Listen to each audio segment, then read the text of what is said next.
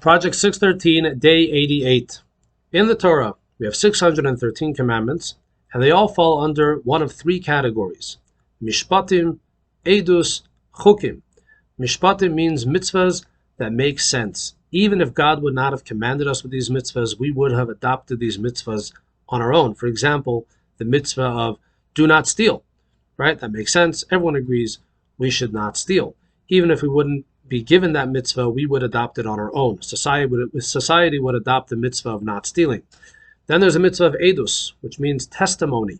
For example, we celebrate Pesach, Passover, every year to remember the Exodus from Egypt and to learn the lessons of that Exodus. So it makes a lot of sense once we know the story and once we understand how to observe Pesach. Then comes the mitzvahs which are called chukim, statutes. These mitzvahs don't necessarily make sense. And in fact, the way they are presented in the Torah, they are very clearly presented in a way that whether you understand it or not, whether you like it or not, these specific behaviors are not allowed, even if you may find yourself in an era or in a place where these behaviors would be encouraged. Which brings us to the mitzvahs that we are currently learning in Rambam, in Maimonides. We are learning the 36 specific prohibitions regarding forbidden relationships, forbidden sexual relationships. Most of them are about incest. Why does the Torah give us very specific rules with regard to whom we're allowed to be with? Most of these things people will say, wow, I would never think of doing such a thing.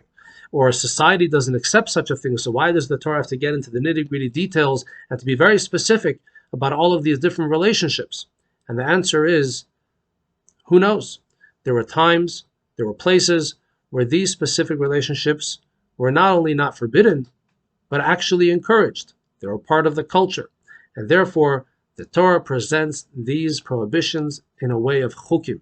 They are not predicated on logic.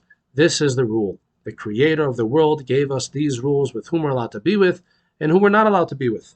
So the specific prohibitions we learned today, number one is not allowed to have relations, sexual relations with a daughter. One is not allowed to have intimate relations with their daughter's daughter.